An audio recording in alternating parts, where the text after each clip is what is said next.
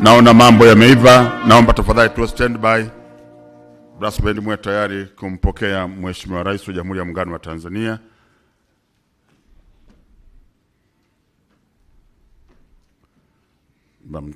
Tusimame wote. Makofi mengi tumpokee Mheshimiwa Rais.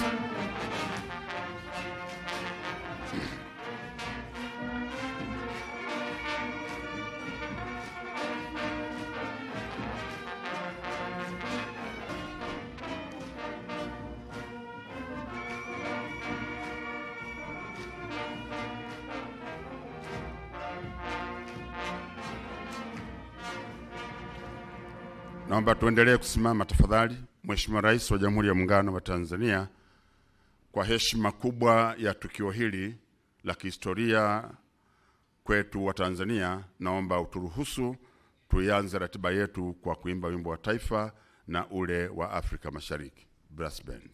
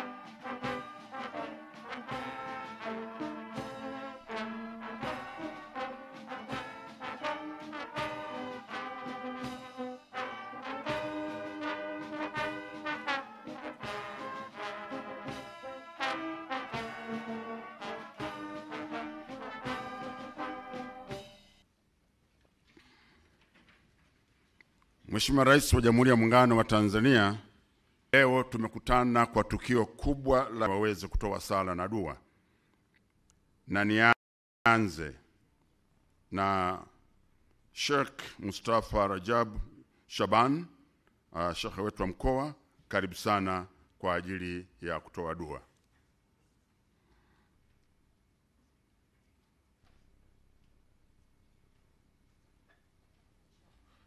Bismillahirrahmanirrahim. Alhamdulillahi rabbil alamin wassalatu wassalamu na ardhi.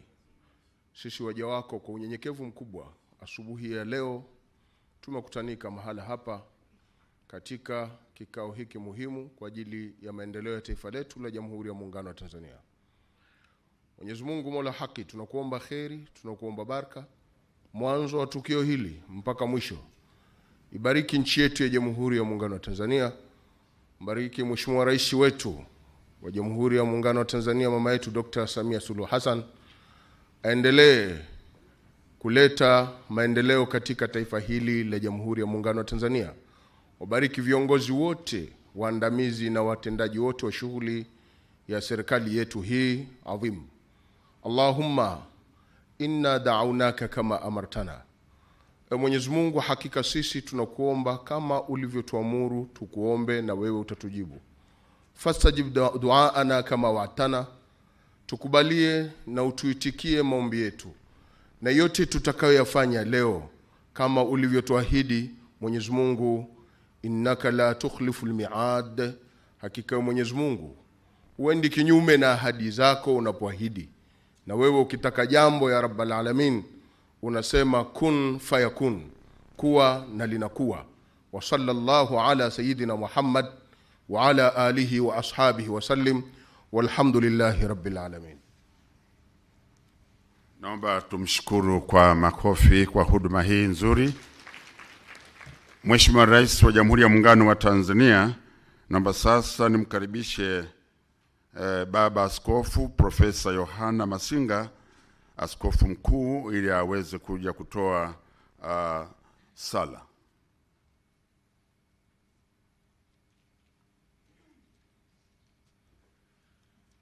Tuombe. Mtakatifu Mungu wetu, Baba wa Bwana wetu Yesu Kristo, tunayo heshima mbele za uso wako kwa siku hii ya leo. Tunakuja mbele zako tukisema asante kwa kuilinda nchi yetu. Asante kwa kumlinda rais wetu wa Tanzania, Mheshimiwa Dr. Suluhu Hassan. Asante Bwana wa majeshi, wewe ni Mungu uliye mkuu sana.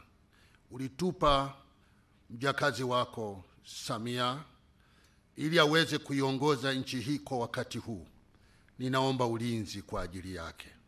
Bwana umlinde na namna zote, na kwa tendo hili linalofanyika leo likawa ni tendo la baraka katika taifa. Ni katika jina la Bwana wetu Yesu Kristo. Amen. Naomba tumshukuru Askofu Profesa Masinga kwa huduma hii kwa niaba ya makanisa yote ya CCT. Mheshimiwa Rais, naomba sasa ruhusa yako nimkaribishe Mheshimiwa.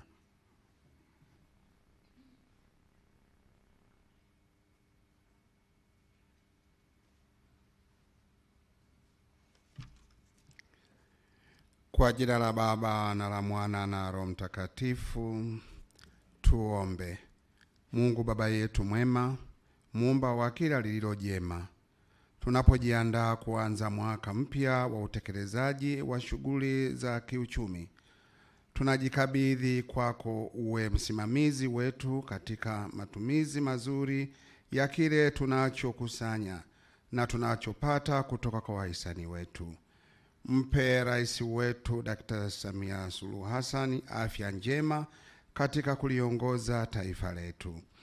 Wajalie hekima na busara makamu wa rais Dr. Philip Mpango na waziri wetu mkuu Mheshimiwa Kassim Majaliwa, ili wawe washauri wema kwa rais wetu. Wajalie mawaziri wote wasimamie wizara zao kwa weledi. Tunakuomba Mungu Mwenyezi, viongozi wetu wanaosimamia shughuli zote kuanzia mikoa hadi vijiji watende haki kwa wale wanaowasimamia. Tunaomba hayo kwa njia ya Kristo Bwana wetu, kwa jina la Baba na la Mwana na Roho Mtakatifu. Naomba tumshukuru kwa makofi mengi, hasa kupata maelezo ya awali, lakini pia na ukaribisho na kufanya utambulisho mfupi wa viongozi mbalimbali ambao wamekuja.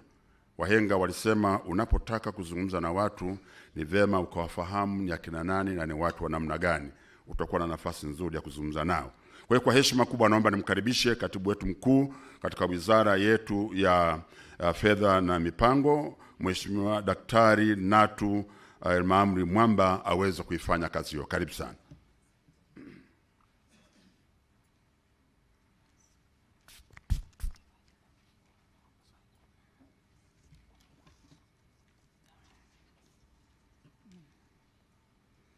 Your Excellency, Dr. SAMIA Suluhu Hassan, the President of the United Republic of Tanzania, before I continue with my welcoming remarks, allow me to introduce the guests who have joined us on this important occasion.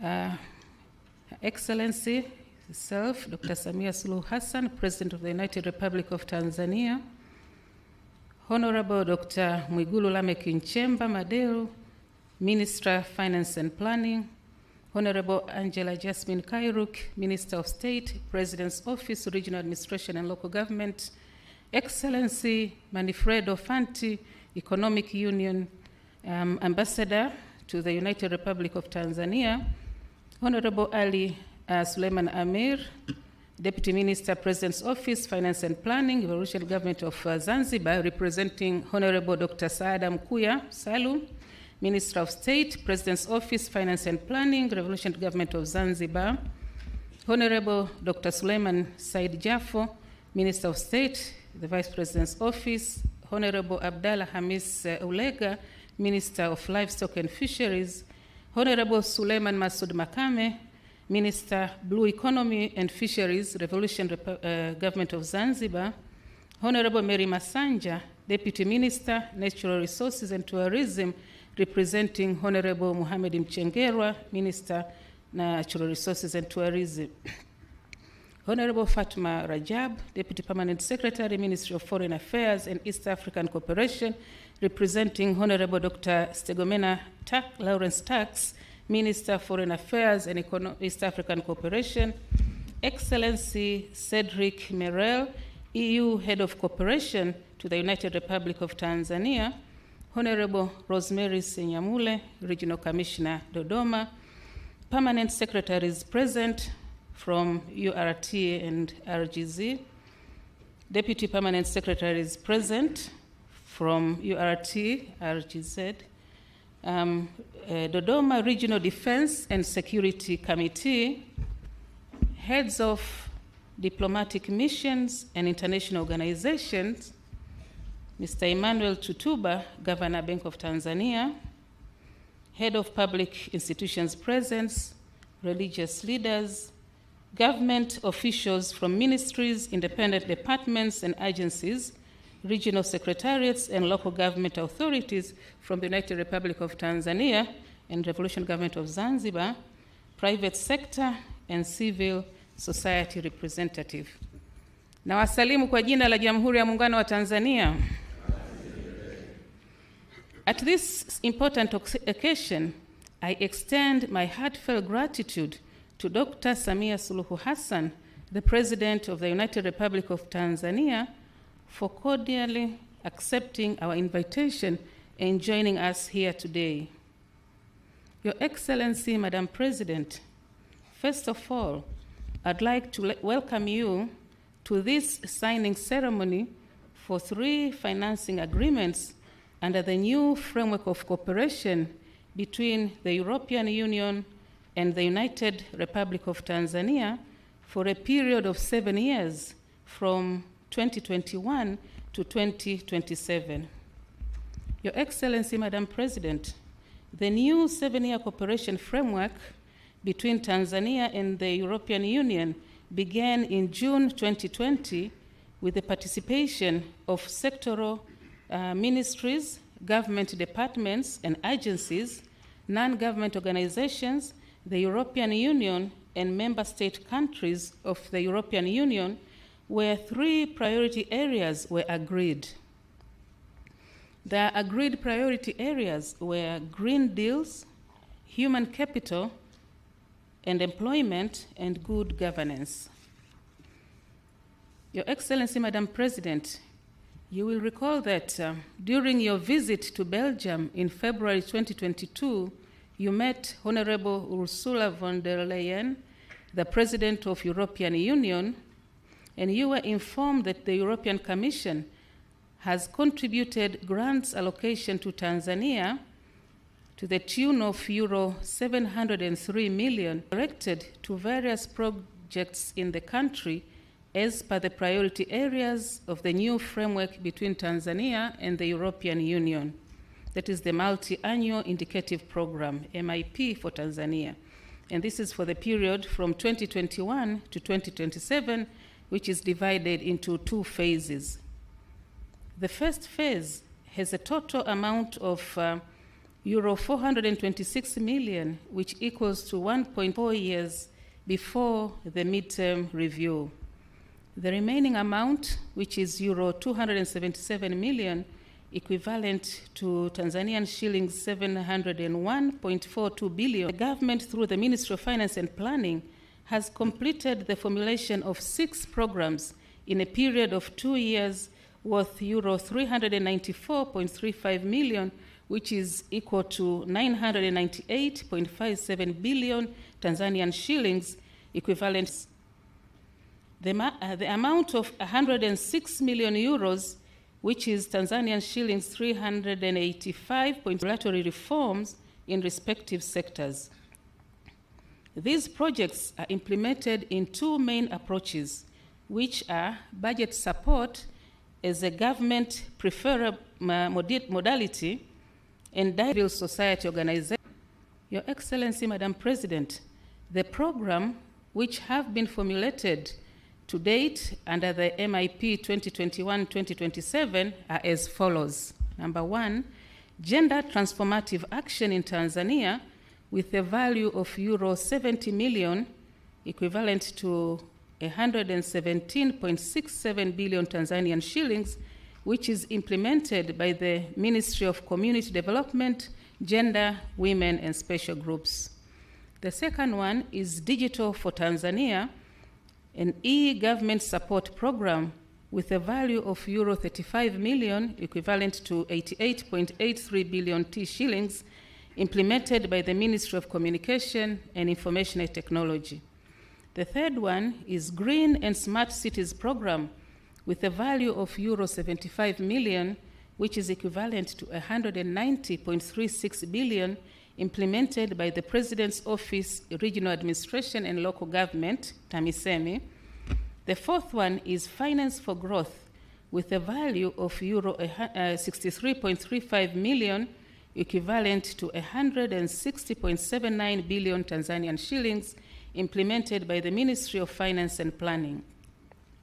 With a value of euro 110 million, which is equivalent to 179.20 billion, implemented by the Office of the Vice President, Environment, the Ministry of Livestock and Fisheries, the Ministry of Natural Resources and Tourism, and the Ministry of Blue Economy and Fishery in Zanzibar. And the sixth one is Cooperation Facility, which is worth 6 million euro, and the European Union delegation in the United Republic of Tanzania.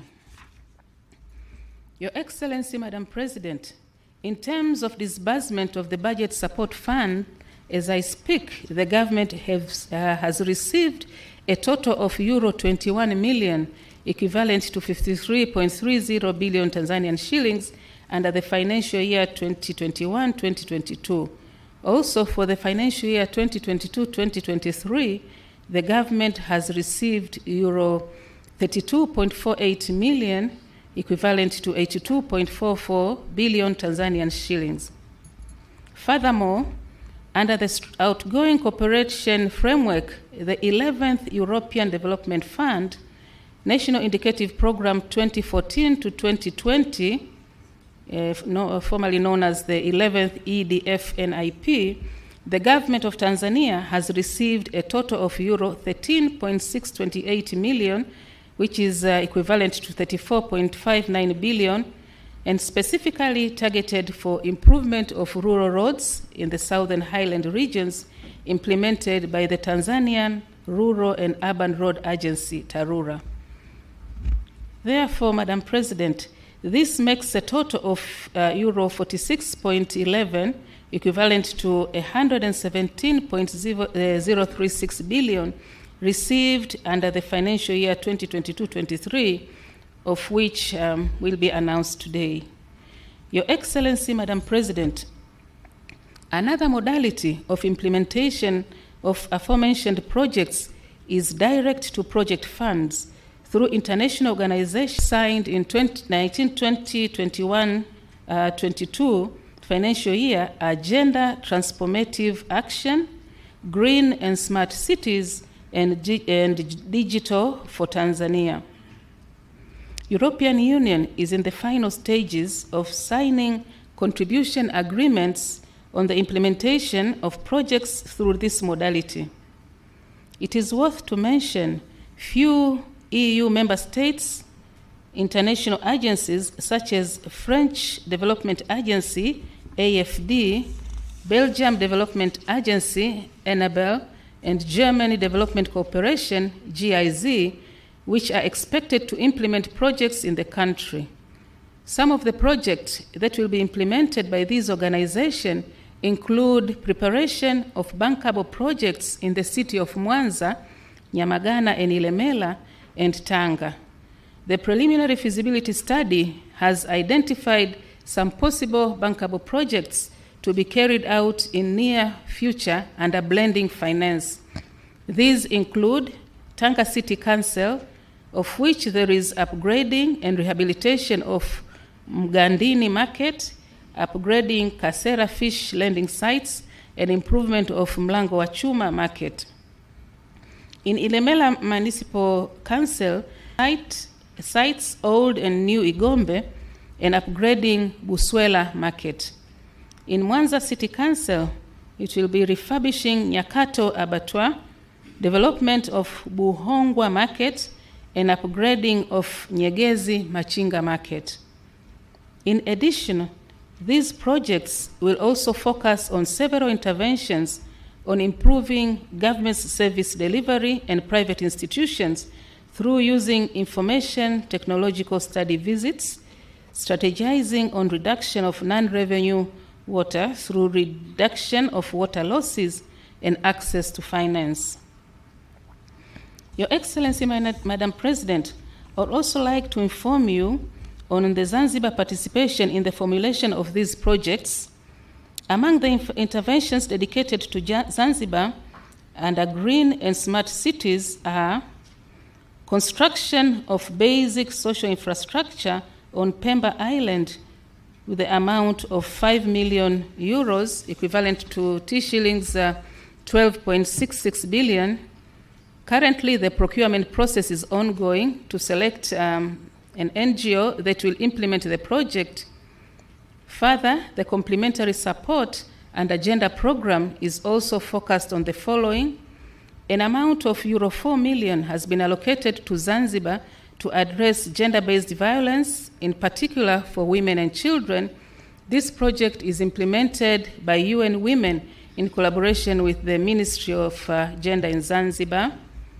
An amount of euro 20 million has been allocated for Zanzibar and mainland to enhance women economic empowerment through productive social safety net programs implemented by TASAF and SIDA. An amount of euro 6 million is allocated to support financial institutions such as Impact Fund to contribute directly through local finance institution and also indirectly through the financial sector business environment to increase women access to finance, promoting green and digital opportunities. Other funds amount to euro 5 million has been allocated for enhancement of women participation in leadership and decision-making processes. These funds aim to promote equitable social norms, attitudes, and behavior, promoting gender equality, and fostering at community and individual level. Under the new program of Blue Economy and Finance for Growth, an amount of euro 78 million and euro 30 are still ongoing on the interventions to be implemented in Tanzania mainland and Zanzibar. Your Excellency, Madam President, today we will sign 3 financing agreements for programs formulated in the year 2022. These are Blue Economy for Job Creation and Climate Change Adaptation, euro 110 million, Finance for Growth, euro 63.35 million, and Cooperation Facility, euro 6 million. These projects aim to improve the public finance ecosystem and booming blue support. Your Excellency, Madam President, let me conclude by assuring you that the government will continue to work closely with the European Union to strengthen our historical and long-term cooperation ties.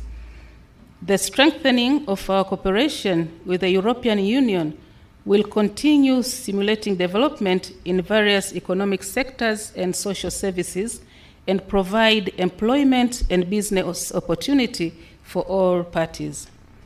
In addition, the government of the United Republic of Tanzania commits all measures to ensure successful implementation of the respective programs to achieve the intended benefits to the public.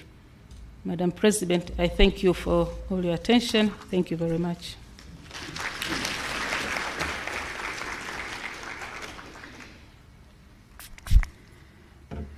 Mheshimiwa Rais wa Jamhuri ya Muungano wa Tanzania, tunamshukuru sana Katibu Mkuu na msaada huu wa wenzetu wa Umoja wa Nchi za Ulaya, lakini pia hata matumizi yake na yamegusa maeneo mbalimbali na pia kuhakikisha kwamba mambo yote yatakwenda kama ilivyopangwa. Naomba tumpongeze kwa makofi mengi sana.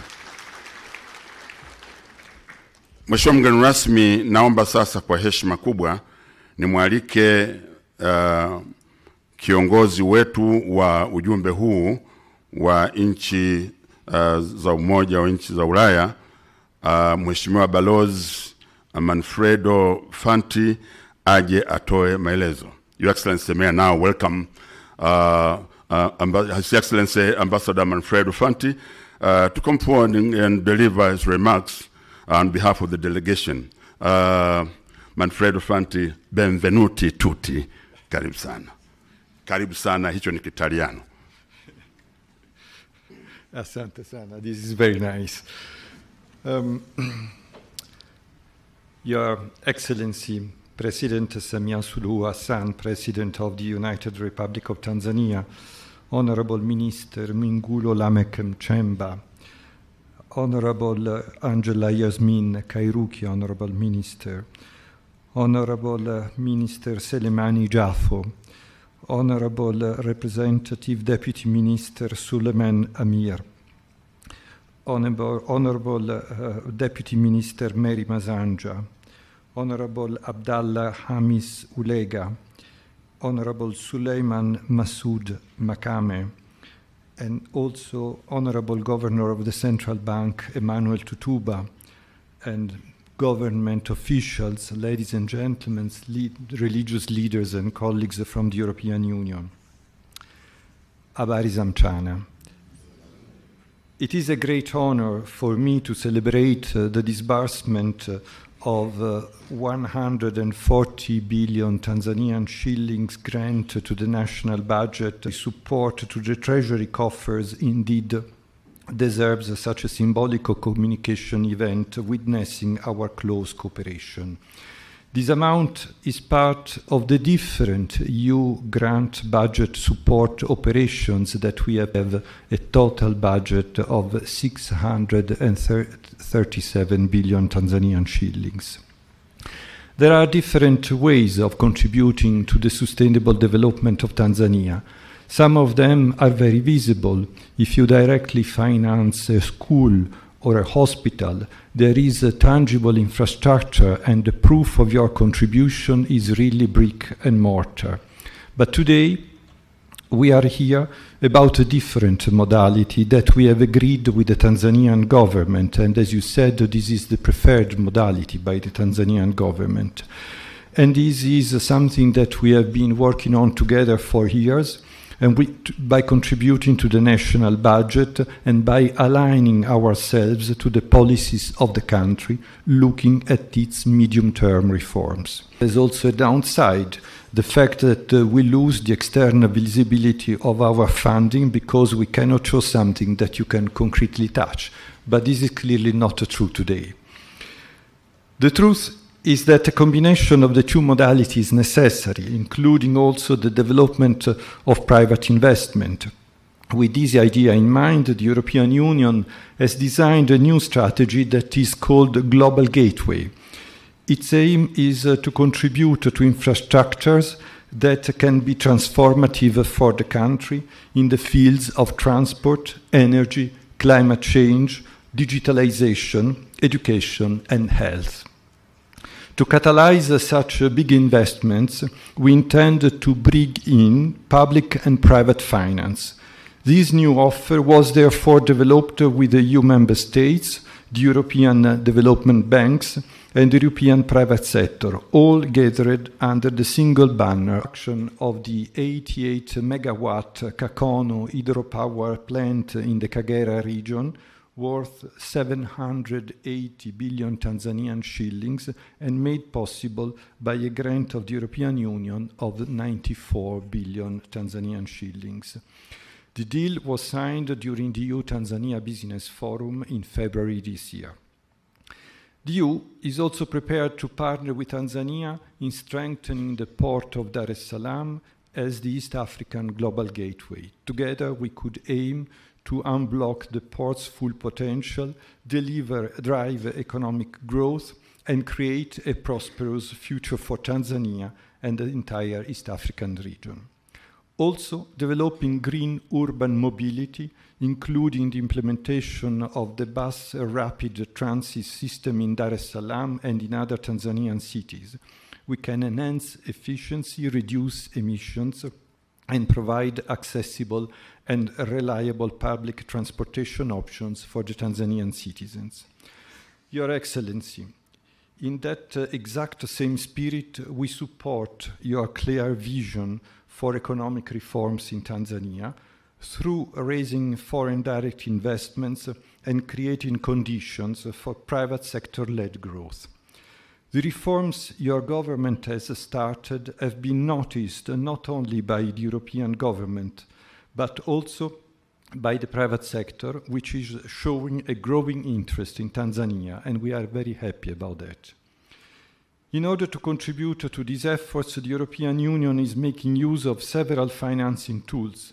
This is why we are using EU grants to leverage loans from European finance institutions, thus increasing viability and affordability of projects. This will be, for example, the case of the second phase of the water supply program in the city of Mwanza to start in the near future. We also provide financial guarantees to de-risk projects or line of credit with the same ambition of boosting investment. Credit lines announced during the business forum by the European Investment Bank to Tanzanian commercial banks for SMEs development, notably in the field of gender and blue economy, are examples of blending finance and guaranteeing loans, and that have already started contributing to the national agenda. Indeed, more than 50% of those funds are ready to be disbursed to these banks by the end of this month of July. More than 9,500 beneficiary SMEs have already been identified, signed contracts with the banks, and shall benefit from this funding, among which 3,500 are women-led. But these financial instruments are not the only ones in our array of tools. The budget support modality, object of our gathering today, obviously has a different objective, but we believe that the complementarity between support to the private sector and funding of the national policies may have a multiplying effect worth more than the sum of its components. The so-called budget support dialogue, one of which took place yesterday in these same premises, focuses more specifically on reforms in sectors like urban development, gender, digitalization, agriculture, finance, blue economy, and energy. These are indeed many, and in the future we might agree to focus on the most strategic ones to increase further delivery and impact. We hope that the EU grant contribution to Tanzania ambition can act as catalyzers in areas with the potential to bring in innovative growth opportunities. Given that such contributions are predictable because we commit over a period of 4 to 5 years, they may also help in planning of the country's development and favor adequate and additional allocations within the national budget. Your Excellency, as a conclusion to my remarks, allow me to come to a topic that I know is very close to your heart, the gender agenda. I congratulate you on the reform drive in this field. From school readmission policies to the formulation of the Generation Equality Forum program, your country is in the forefront of a new era for girls and women. With its biggest gender program worldwide here in Tanzania, worth 230 billion Tanzanian shillings, named Breaking the Glass Ceiling, and which has been so eloquently presented by the Permanent Secretary, the EU aims to showcase that we are not only an economic partner, but we are also a partner for values to bring more equality, more stability, and better tomorrow for the people of Tanzania. So, if I can conclude my remarks with a personal touch, I would like to say that we have been mentioning a lot of figures, a lot of billions of Tanzanian shillings, but what is also very important in what we do together is the human links that we are creating between us, the fact that we have such a good dialogue among us and that we are creating a friendship, and this we value very much. And then my very final word is to say that, as you know, I have come to the end of my mandate. I will be leaving this country very soon after 4 unforgettable years in Tanzania. And if it is sad to leave Tanzania, it is at the same time very good that I leave it with a sense that we have been doing a lot of positive things together. And one of these is, for instance, what we are doing here today. So I thank you very much for the brilliant cooperation that you have extended, not only to me, but to the people who are sitting there and who are really committed to work for Tanzania. Thank you very much for your attention, Mheshimiwa. Asante sana Balozi Fanti kwa maelezo hayo. Mheshimiwa Rais wa Jamhuri ya Muungano wa Tanzania, Balozi Manfredo kwa kifupi kabisa amesema tunategemea kuwa mchango wa Umoja wa Ulaya kupitia mikataba hii utaleta chachu katika maeneo yenye kubeba fursa za kukua katika ubunifu. Aidha, mashirikiano yetu yanatabirika kutokana na ushirikiano mzuri wakati wa uandaaji wa miradi. Balozi Fanti pia ametoa pongezi kwa juhudi za Mheshimiwa Rais wa Jamhuri ya Muungano wa Tanzania, Daktari Samia Suluhu Hassan, katika mabadiliko ya kisera yanayolenga kuleta usawa wa jinsia. Aidha, Umoja wa Ulaya kupitia mradi wa Breaking the Glass Ceiling wenye thamani ya euro milioni 90 au bilioni 230 za Tanzania wanaunga mkono juhudi za Mheshimiwa Rais wa Jamhuri ya Muungano wa Tanzania. Hapa tumshangilie sana kabisa. Lakini mwisho, kwa unyenyekevu mkubwa, anasema anaondoka Tanzania na moyo mpana na kuamini kuwa Tanzania itafikia malengo yake ya maendeleo. Aidha, anashukuru kwa ushirikiano mzuri ambao umezaa matunda mazuri. Naomba tumpongeze sana. Nirudie kusema Your Excellency, benvenuti tutti, karibu Tanzania. Mheshimiwa Rais wa Jamhuri ya Muungano wa Tanzania, kwa mujibu wa ratiba yetu sasa ni wakati wa wewe Mheshimiwa Rais kushuhudia uwekaji wa saini kwa mikataba hiyo mitatu. Na ili hayo yatendeke, naomba nimtambulishe kwako wakili msomi Zawadi Maginga. Yeye ni mkurugenzi msaidizi wa sheria Wizara ya Fedha, ndiye atakayeongoza itifaki pale. Kwa hiyo naomba sasa ni mwalike katibu mkuu wetu wa wizara hii ya Fedha ya Mipango, Dr. Natu Mwamba, tafadhali naomba usogee. And also may I invite His Excellency Ambassador Manfredo Fanti to join the Permanent Secretary in signing the 3 contracts. And each contract will be signed separately. You will exchange the contracts and you'll show to His Excellency the President and show the public, and that will be the order for the 3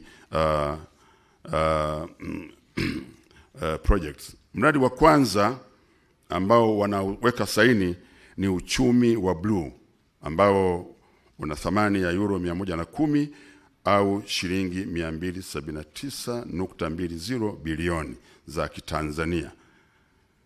Sasa utasaidia katika kuleta mabadiliko ya tabia nchi katika pwani zetu za Tanzania bara na kule Zanzibar. Kwa hiyo wanaweka saini na tuwe tunawaombea taratibu, kwa sababu mambo haya ni, naomba tuwapigie makofi mengi kabisa.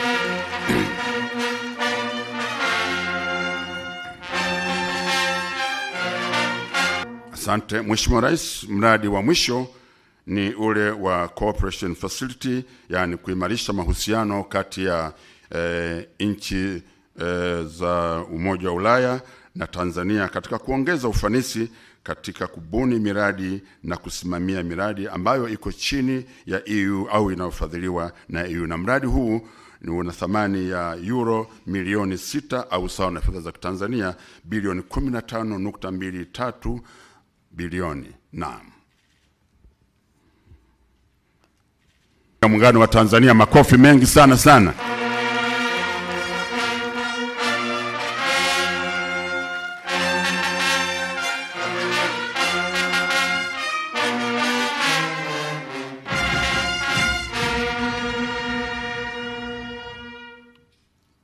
Naam, baada ya kazi hii nzuri, naomba tena tuwapongeze kwa makofi mengi kabisa kabisa. Maana kama Mheshimiwa Rais anapiga makofi, maana yake mambo yamefika mahali pake.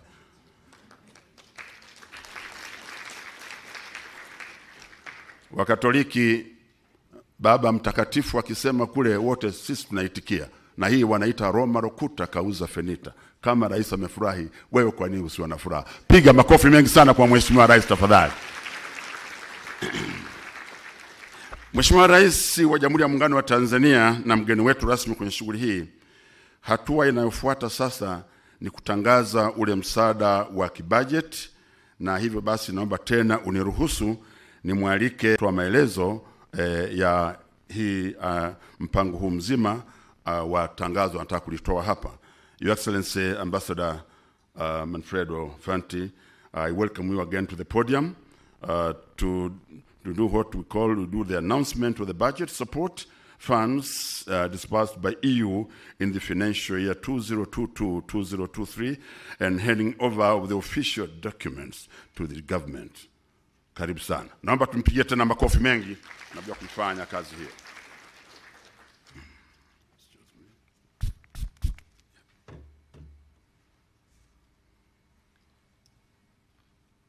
Thank you very much. Well, I'm very happy to announce that in the framework of our cooperation programs between the month of June and July, we have disbursed an amount corresponding to 140 billion Tanzanian shillings. And I said that this is just a part of our overall operations that will continue also in the coming years. So this is something that we are proud of because it is a result of a deep dialogue on policies with the government, and I thank you all very much for that. Thank you very much.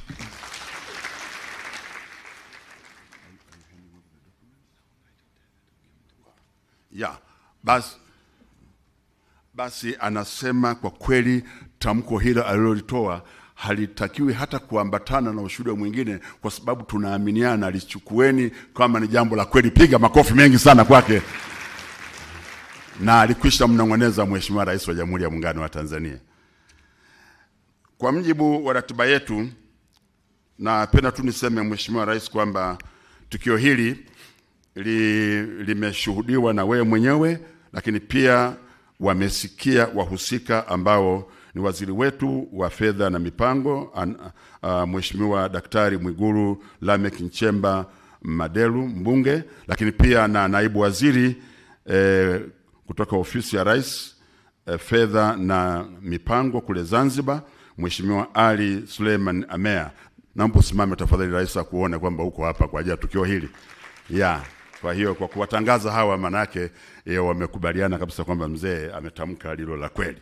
Baada ya hapo, Mheshimiwa Rais wa Jamhuri ya Muungano wa Tanzania, ni shauku ya kila mmoja humu ndani, hata wa Tanzania na huko nje, wakusikilize ili ukitoa maneno, heshima yote na maelekezo kuhusu tukio hili adhimu ambalo ni la kihistoria, la kitaifa, la kimataifa, na linafanyika hapa kwenye ardhi hapa ya Dodoma kwa Mama Rosemary Senyamule, mkuu wetu wa mkoa, ambaye kila siku anasema Dodoma ni fahari ya Watanzania.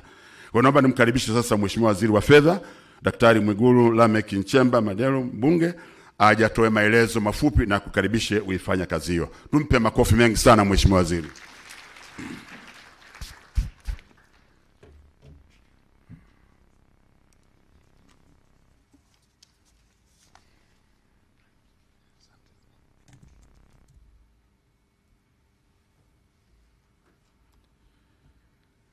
Your Excellency, Dr. Samia Suluhu Hassan, President of the United Republic of Tanzania, Your Excellency, Manfredo Fanti, EU Ambassador to the United Republic of Tanzania, my comrades, ministers and deputy ministers here present, both from the mainland and the Zanzibar, I recognize you all, permanent secretaries here present, Governor of the Bank of Tanzania, Madam Regional Commissioner, and all government officials here present, Excellencies, heads of diplomatic mission and involved religious leaders, my comrades from security organs, members of press, ladies and gentlemen, na wasalimu kwa jina la Jamhuri ya Muungano wa Tanzania.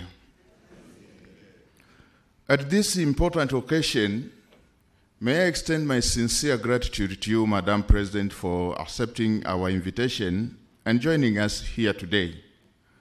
I would like to take this opportunity to thank you in a special way for your tireless efforts to make it possible for our country to work with development partners in the development process. Madam President, you have unlocked a lot of negotiations and pending discussions which were hopelessly stuck for quite a while. And surely, you have become a cornerstone in rebuilding a healthy relationship with our development partners. And we can attest that for we whom we are from the Ministry of Finance. Your Excellency, Madam President, Tanzania and European Union have fostered an exceptional bilateral relationship over 48 years. Throughout the years, our ties have flourished and the EU has remained a close and steady partner to Tanzania.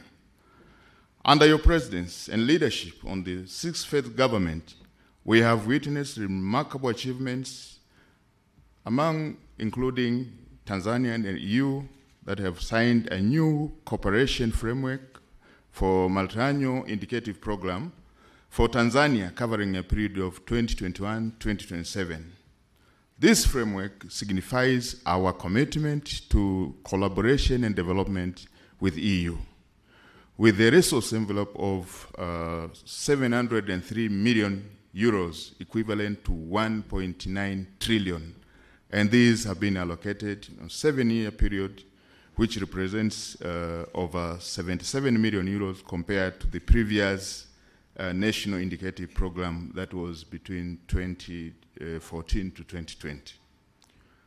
Madam President, during your tenure, we have also strengthened our relationship with European Investment Bank, which has been instrumental in financing development projects. Notably, we can mention the disbursement of 12 million US dollars out of 67.87 million US dollars for improvement of regional airports, which includes the Kigoma Airport, the Tabora Airport, Bukoba Airport, Sumbawanga, and the Shinyanga airports.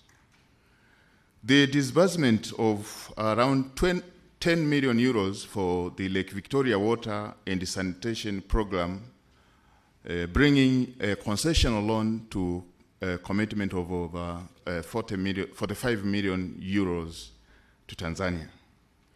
The reopening of opportunities for the European Investment Bank to support Tanzanian private sector, which has been your target every time, to the private sector, including commercial banks.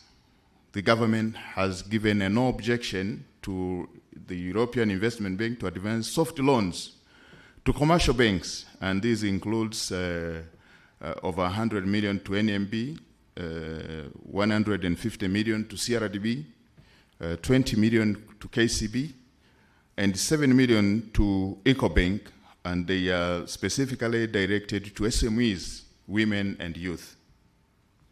Your Excellency, Madam President, today again marks yet another significant milestone for our partnership as we witness the EU's commitment for Tanzania.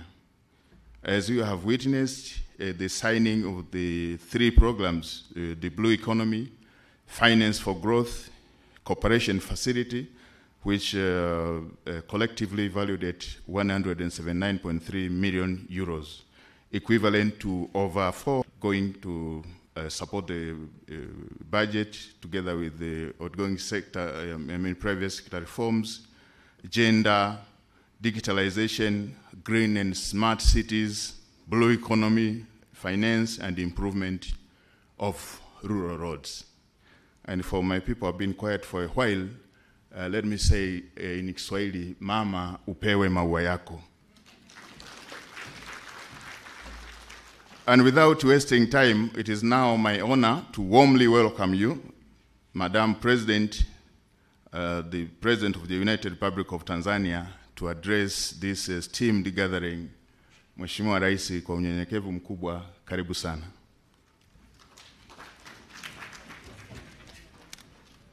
Naomba wote tusimame tafadhali, tumpigie makofi Mheshimiwa Rais, tumpe maua yake kama alivyosema Mheshimiwa Waziri.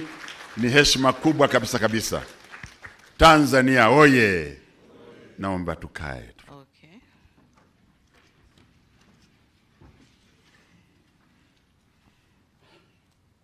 Dr. Mwigulu Lameck Nchemba, Minister for Finance and Planning, honorable ministers and deputy ministers from both Tanzania, mainland and Zanzibar with us here, permanent secretaries and deputy permanent secretaries, Your Excellency Manfredo Fanti, European Union Ambassador to the United Republic of Tanzania,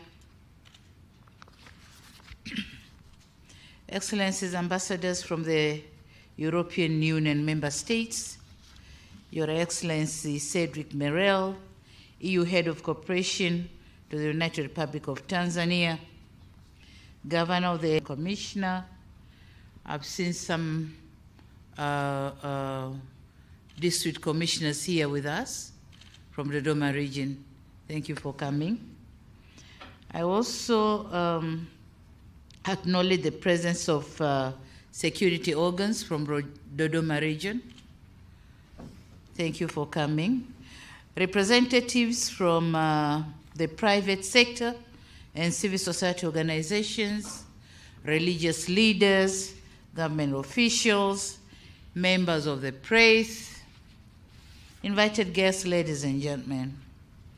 It is another great day for Tanzania, and indeed a great pleasure for me to be invited to this important event to witness the signing of 3 financial agreements between the government of the United Republic of Tanzania and the European Union in support of our national budget.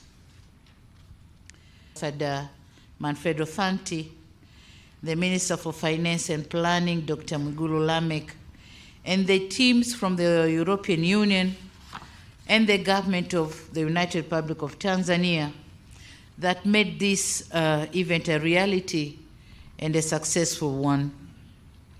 This grant will significantly contribute to an accelerated implementation of development programs in our country. Excellencies, ladies and gentlemen, during my visit to Brussels in February last year, 2022, I had a chance to engage in discussion with the President of the European Commission, Her Excellency Ursula von der Leyen. I'm delighted that one of the outcomes of that visit was the formulation of programs which have triggered this second disbursement of 46.11 million euro. The disbursed fund will be directed to finance growth, gender, green and smart city, promotion of digitalization sector, as well as improvement of rural roads in the Southern Highlands region. Your Excellency, Ambassador Manfredo Fanti, kindly convey our gratitude to Her Excellency Ursula von der Leyen for this big support. Excellencies, ladies and gentlemen, for decades, the European Union, in our quest to pursue progress, financial support that has been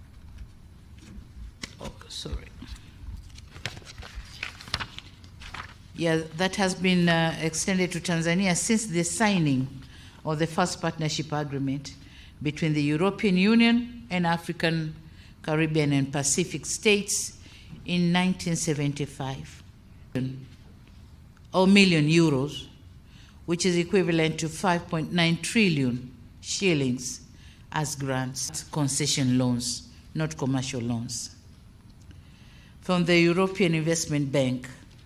So these funds have been of macroeconomic and social or sectoral policies, development of roads and air transport, improvement of energy and agriculture sectors, environment and climate change, just to mention a few. These are projects implemented under the Cotonou Partnership Agreement, CPA, of which the government of the United Republic of Tanzania considers with high regard. We say thank you so much.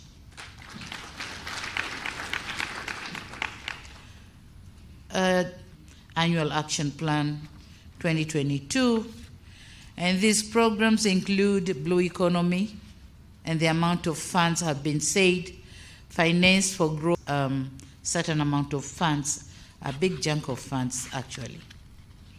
We have had the details of the programs during the remarks by the Permanent Secretary of the Ministry of Finance and Planning. I wish to take this opportunity to commend the commitment made by the EU, by both government experts and EU delegation that have culminated the signing of these agreements. The disbursement made as a grant to the government coffers is fully aligned with the strategic sectoral and Tanzanian development plans, particularly the National 5-Year Development Plan 3, Tanzania Development Vision 2025, and the Zanzibar Development Vision 2050. The programs will also complement the theme for the financial year 2023-2024 as adopted by the East African Community, which says accelerating economic recovery, climate change adaptation and mitigation, and enhancing productive sectors for improved livelihoods. So exactly the amount of money dispersed to Tanzanian government is going to accelerate those things and going in line with the East African Community theme for this financial year. Invited guests, ladies and gentlemen, earlier today I had a chance to meet His Excellency Ambassador Manfredo Fanti, who is about to end his tour of duty. He really did a good job. During his tenure, great strides have been made towards promotion, strengthening, and deepening relations and cooperation between the United Republic of Tanzania in 2019 to $2.1 billion in 2022, accounting for about 10% of the total trade in 2022. It is also worth mentioning that the improved cooperation has witnessed an increase in number of tourists from the European Union from 362,393 in 2019 to 449,200 in 2022. And this accounts about 31% of the total visitors in 2022. We also note with appreciation that the organized Tanzania-EU Political Dialogue and Tanzania-EU Business Forum of February 2023 have paved the way for Tanzania's business community to the global economy. Before, it wasn't possible, but now the business community can go as far as they can. On another stride, as a result of the political dialogue held in February 2023, the window for the European Peace Facility has been opened for Tanzania in a bid to support peace operations and preventing terrorism across the region. That's another window opened for Tanzania. With all these achievements, it is indeed a great pleasure, and it was indeed a great pleasure, working with Ambassador Fanti, with the European Union team, in strengthening Tanzania-EU relations. We wish Ambassador Fanti the best of luck in his future endeavors, and please continue to be a good ambassador of Tanzania. Thank you so much. During our discussion, he left me with 5 issues to consider, and they are regional and national. And I promised and pledged my commitment that I'm going to work on those 5 issues. I also wish to let him go with my 3 requests. Number 1, Tanzania is implementing the Building a Better Tomorrow program for youth and women in agriculture.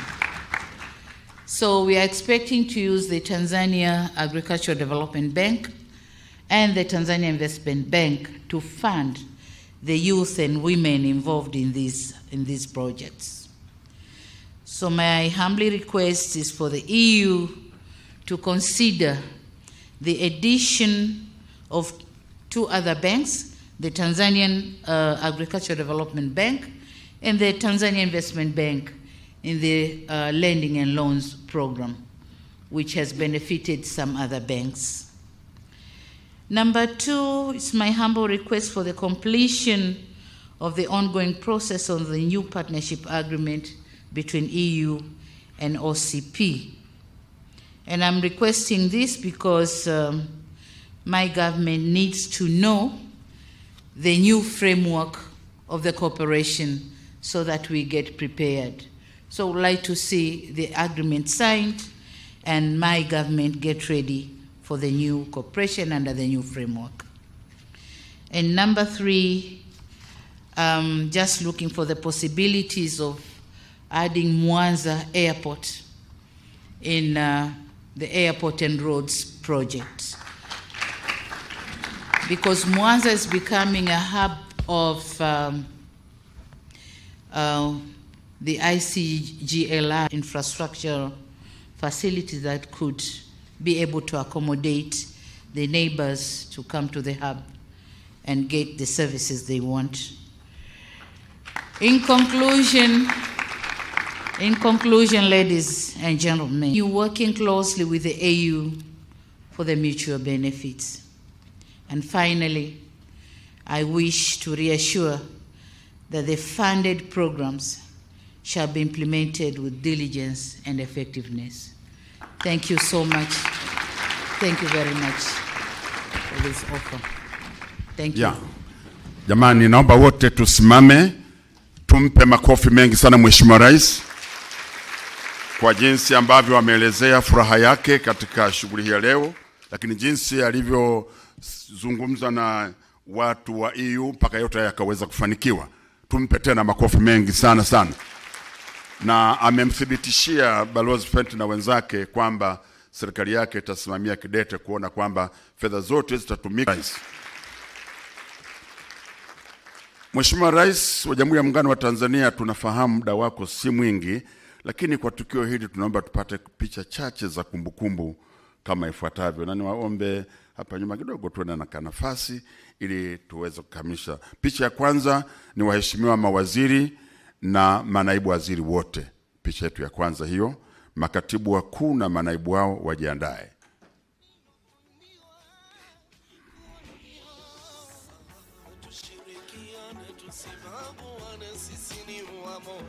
Hakuna mtu ana furaha leo pamoja na Mheshimiwa Rais, lakini Balozi Manfredo amefurahi sana kwamba mambo aliyoyasimamia kweli ameleta matunda.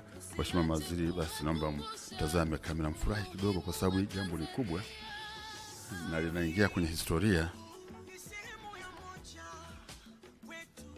Naam. Naomba mtokee upande ule kule. Makatibu wakuu, karibuni. Na manaibu katibu wakuu.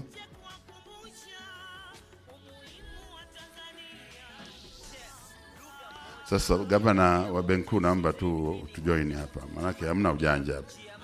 Hizi fedha zinaenda kwako, kwa hiyo wote ni watendaji. Naibu gavana, naomba uje tafadhali. Picha inayofuata, the second group photo will be the EU delegation. Yes, after this photo, then followed by the EU delegation. Yeah. Urefu ni amri ya Mungu, ufupi amri ya Mungu, lakini labda tu unene ndio juhudi zako jikoni.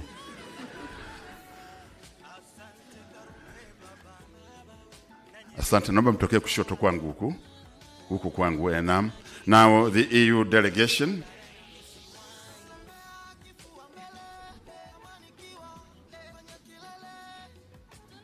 You're welcome.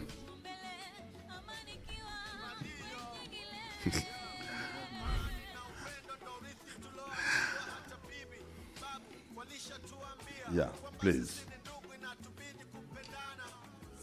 Make sure all distinguished ladies are flanked.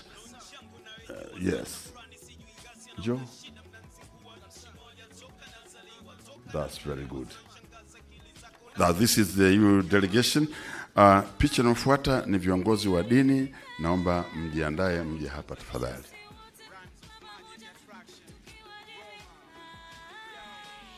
Asante sana. Thank you very much. Kindly take leave. Waheshimiwa viongozi wa dini.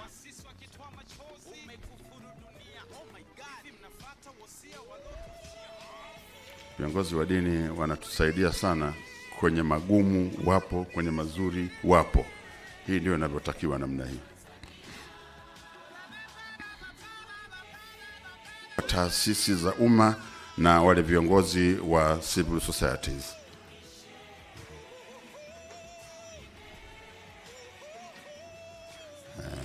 Kama mko wengi tutagawanya kidogo, tutaona. Mlio upande huu kwangu simameni hapa kwanza. Njoo nimsimame hapa. Ngoja wamaliza upande ule kule ili iwe rahisi.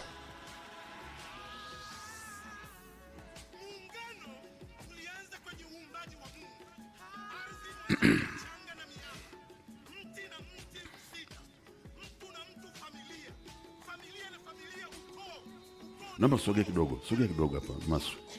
Yeah. Sasa naomba mfurahi kuwa mashirika mambo mazuri, halafu picha inaonekana mmekasirika, itu sio vizuri. Mko serious kweli? Hii ndio ninavyotakiwa namna hii. Yes. Asante, naomba mtokee kule kulia. Please, naomba bechi ya pili. Karibuni. Mheshimiwa Rais, nilifuatwa hapa na watu wa civil society kuondoka. Yeah, picha inayofuata.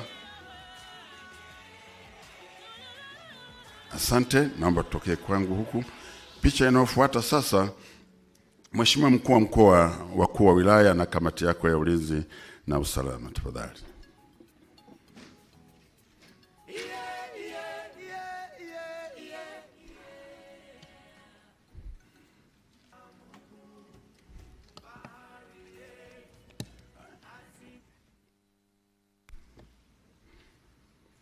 Naomba tufanye haraka kidogo. Ona Remedius disiwa Kongo na wanaenda kule mbele kabisa kule kwa askari pale, uonekane na wewe. Furahini. Hawa ndio Dodoma ni fahari ya Watanzania. Asante sana. Shukrani. Uongozi wa Wizara ya Fedha na Mipango, the management. Karibuni. Hii naona ndio itakuwa picha ya mwisho kama sitaelekezwa vinginevyo.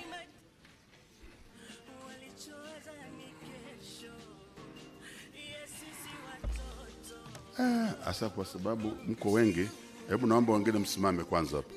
Naomba msimame hapa. Njoni huko wote. Na kule naomba msimame wengine mliobakia tafadhali. Hai, naomba mliangalie, naomba tupige picha tafadhali.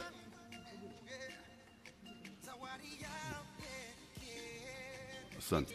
Na wengine kule, naomba na nyie mje hapa tafadhali.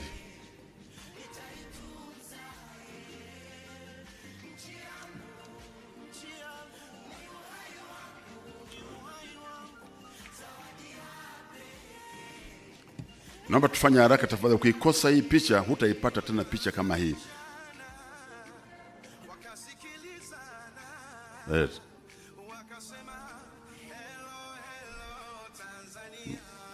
Wakipesi.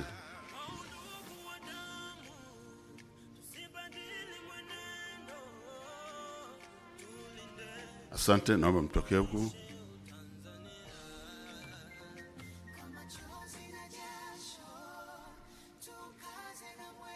Wakipesi.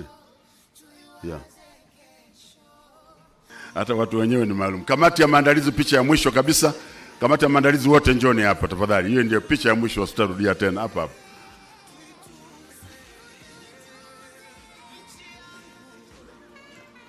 Haya, asante. Kamati ya maandalizi tafadhali. Mheshimiwa Rais, na mimi naomba hii niibie na mimi, maana sina hii picha nyingine.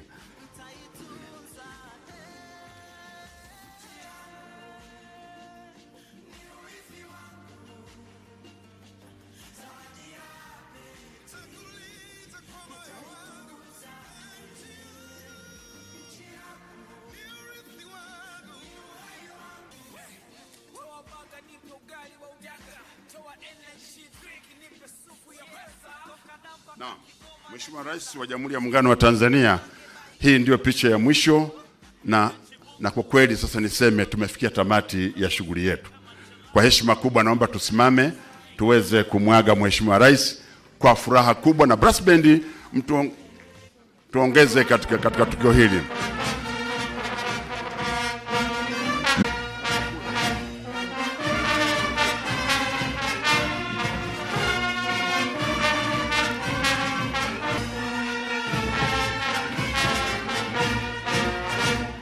Basi niseme asanteni sana kwa ushirikiano wenu, na hapa nyewe tukiagana. Mungu ibariki Tanzania, Mungu mbariki rais wetu. Asanteni sana. Thank you very much, our colleague from the EU delegation. Thank you for being with us here, and whatever you have done to us, really we appreciate. Thank you very much. Welcome again to Dodoma, the land of wine and grapes, and the only piece of land in the world that we harvest grapes twice a year. Thank you.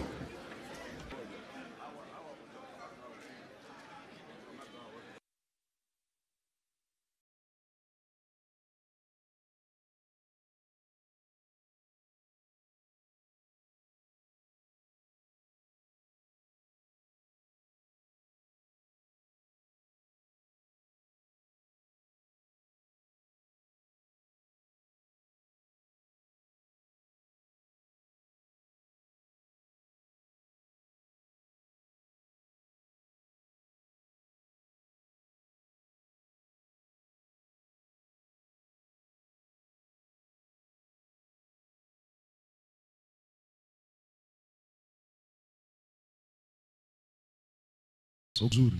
So ninachokufundisha hapa ni nini? Na kufundisha jinsi ya kutembea katika mafanikio ya kifedha.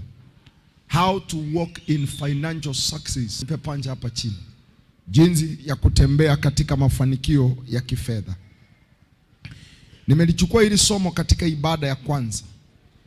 Ni somo ambalo ni la ndani sana katika ibada ya kwanza. Natamani sana ulipate kwa sababu muda hautaniruhusu kulipitia tena. Ila nikipata neema nitakupa muhtasari. Mungu anachukia sana umaskini, sana. Hapendi uwe maskini. Na umaskini sio kukosa hela, hapana. Umaskini una vitu vingi sana ambavyo vinaambatana nao. Cha kwanza, umaskini ni roho ambayo itakuweka kwa uhitaji siku zote. Wanzo una roho ya umaskini, hautakuwa na cha kutosha. Hata uwe unafanya kazi, roho ya umaskini itakuweka katika uhitaji siku zote. Yaani utakuwa kwa hali ya uhitaji siku zote. So kama unataka Mungu akufanikishe, lazima ushinde roho ya umaskini. Mtu yoyote ambaye ni maskini unaweza kuwa unalipwa shilingi 800,000 lakini hauna chakula cha kutosha. Hauna, yani vitu vingi hauna. Roho ya umaskini ni roho inayofadhili uhitaji wako. So mpaka ushinde roho ya umaskini ndio utaanza kuona utele. Kuna watu wengi sana wako hapa unanisikiliza, lakini kwa sababu ya roho ya umaskini kama mtumwa. Hauwezi ukawa na roho ya umaskini na ukawa huru, utakuwa mtumwa. Na kifungo cha kwanza au utumwa wa kwanza ambao roho ya umaskini na itafunga kinachowezekana kiwe cha kwako na ikuweke kwa uhitaji ili ukope. Utakapofika mahali ambapo unaishi kwa madeni, ujue ya kwamba unatembea chini ya roho ya umaskini. Roho ya umaskini siku zote, na roho ya umaskini, matumizi yako ni makubwa kuzidi kipato. Sasa unashangaa unaishije? Inamaanisha unaishi kwa kutegemea watu. Hii ni roho ya umaskini. Matumizi yako ni makubwa kuliko kipato. Utakapojikuta una nyumba ambayo huwezi ukalipa na mshahara wako, unahitaji uombe na kufunga ili ulipe. Una watoto ada zao lazima ukope ili ulipe. Hata unataka uishi maisha ambaye yatakusaidia, haiondoki kwa kuomba na kufunga. Hapana. Hauwezi ukaomba na kufunga ukatoka katika roho ya umaskini. Roho ya umaskini lazima ufuate kanuni za Biblia, hata kwa muujiza. Umaskini hauondoki kwa muujiza. Umaskini unaondoka kwa kufuata kanuni. You must follow principles. Kama hautafuata kanuni za Mungu, ni vigumu sana vile utashinda umaskini. Ndio sababu unaona wengi ni warokole lakini bado ni maskini. Na anaomba sana. Kwa nini? Hii roho haiondokangi kwa kuomba na kufunga. Hii roho inafuata kanuni. Na zipo kanuni za kufuata ili utoke katika umaskini. Na kanuni mojawapo ambayo nimefundisha katika ibada ya kwanza, lazima ujenge nidhamu ya fedha. Hii hautawekewa mkono wala hautapakwa mafuta. Lazima ujenge nidhamu ya fedha. Ndio sababu inapofika kwa utajiri, utajiri haunanga kabila wala utajiri haunanga mtu. Unaweza pata mtu hajawahi kanyaga shule lakini ni tajiri kwa sababu aligundua nidhamu ya fedha. Sasa Biblia inatuonyesha nidhamu ya fedha ambayo tunatakikana tuwe nayo. Nimefundisha katika ibada ya kwanza. Hebu nikupitishe kidogo kwa haraka. Nidhamu ya kwanza ya fedha ambayo Biblia inataka uwe nayo, inatakana kila unapopata hela, tenga cha Mungu kwanza.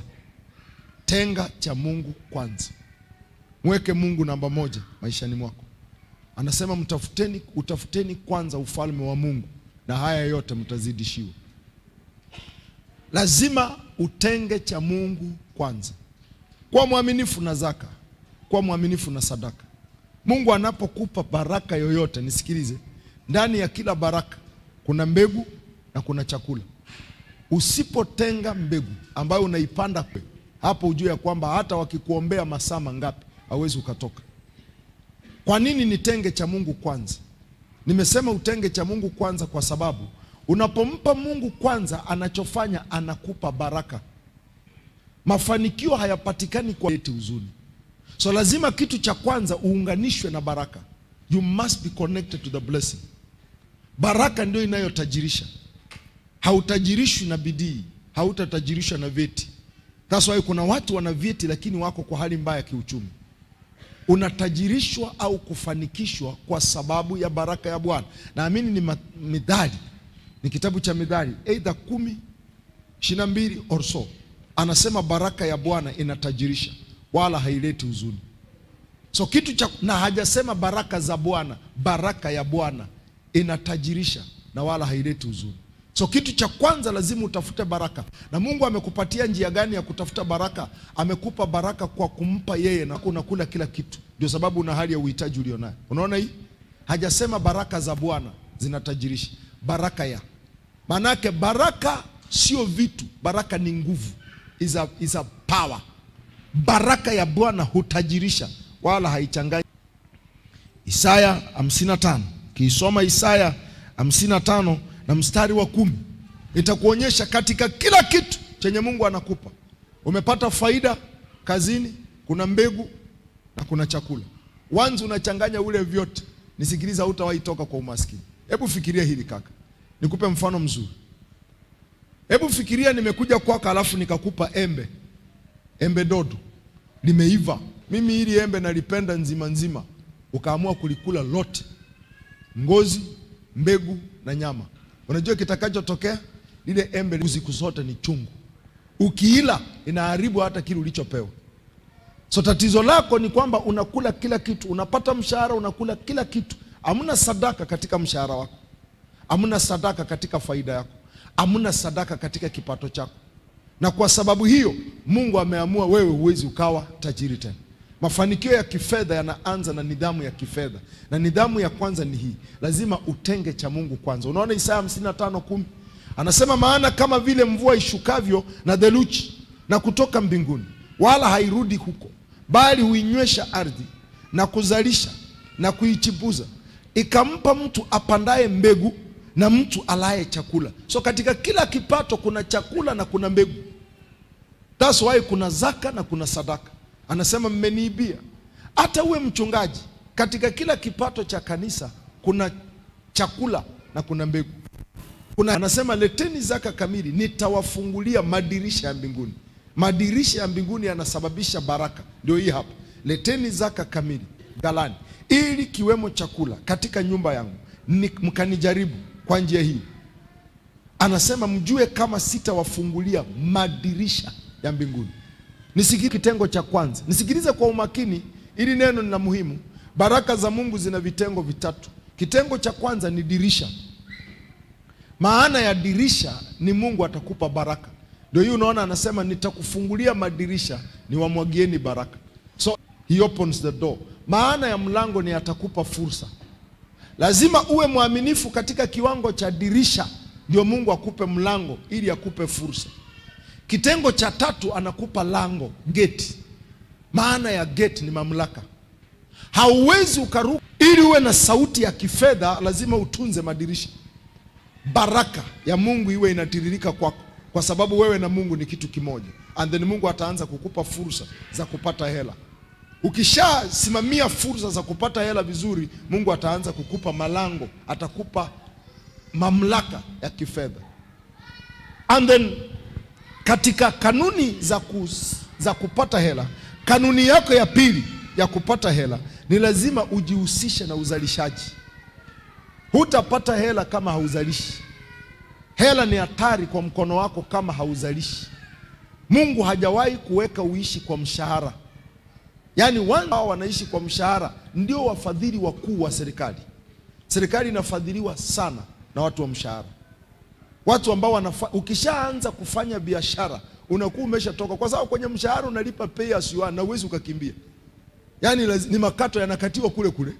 Huyu wa biashara wanaweza wakanegotiate. Watu wa TRA wanaweza kuja wakamwambia bwana, unadaiwa kodi milioni 100, akaongea nao. Wakamwambia basi utalipa kidogo kidogo. Lini wewe wa mshahara watanegotiate na wewe? Hawawezi, wanakatia kule kule. So kama unataka utoke kwenye hicho kiwango, lazima ujifunze kuzalisha. Hauwezi ukatoka katika umaskini kama uzalishi. Mshahara ni mbegu. Mshahara sio maisha yako. Fungua macho yako, kuanza kuwa na mawazo ya kuzalisha. Unajua maana ya kuzalisha? Unapopewa 400, fikiria cha kufanya ili izae. Pale ndio utatoka katika umaskini. Na hii ni kanuni ya Kristo. Mungu anapokupa milioni, fikiria ufanye nini ili uzalishe. Watu wengi nikikupa shilingi milioni 1, unafikiria kula. Nisikilize, watu wanaobeba hela na vitu wanavyozalisha, either unazalisha huduma, either unazalisha bidhaa, una kiwanda, wale watu ndio wanashika hela mjini. Watu wengine wote ambao unaona hawana hela mjini ni watafunaji. Ambie jirani yako mtafunaji. That's why makabila ambayo yana sauti katika taifa lenu la Tanzania ni makabila yanayozalisha. Makabila yaliyominywa ni makabila yanayotafuna. Inji ambazo zina sauti kama Marekani zinazalisha vitu ambavyo huwezi ukavipata mjini. Marekani itazalisha magari, itazalisha silaha, itazalisha ndege, inazalisha malighafi, haizalishi bidhaa.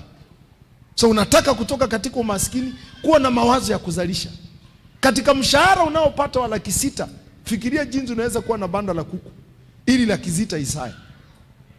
Katika mshahara unaopata wa 300, fikiria jinsi unaweza kuchamusha mayai ili izae kuongezea 50,000. Na ndio hicho Yesu alionyesha katika Mathayo 25. Unakumbuka Mathayo 25?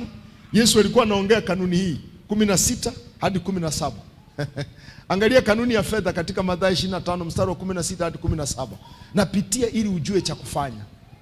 Katika Mathayo 25:16-17, mara yule aliyepokea talanta 5 akaenda akafanya biashara nazo. Hakula, akafanya biashara nazo. Nisikilize watu wa Mungu, sikiliza kwa umakini. Mungu hakupi vitu vya kukula. Mungu anakupa vitu vya kuzalisha. Alipompatia Adam na Hawa bustani, hakumwambia aende aani. So Mungu hakumpatia Adam na Hawa bustani ya kulala, hakumpa bustani ya kula. Alimwambia nakupa bustani. Biblia inasema Mungu akapanda bustani, akamweka mwanadamu ailinde na ailime. So katika akili za Mungu, Adam alizalisha kiti kwa bustani, akajua kuna miti hapa, akatengeneza sofa, akatengeneza ya kwake, akatengeneza ya kuuza. Adam akaanza kutengeneza viatu. Si alipata ng'ombe ndani na swara, akaanza kuzichinja, akaanza kutengeneza viatu. Mungu hakumpatia viatu, alimpa bustani azalishe.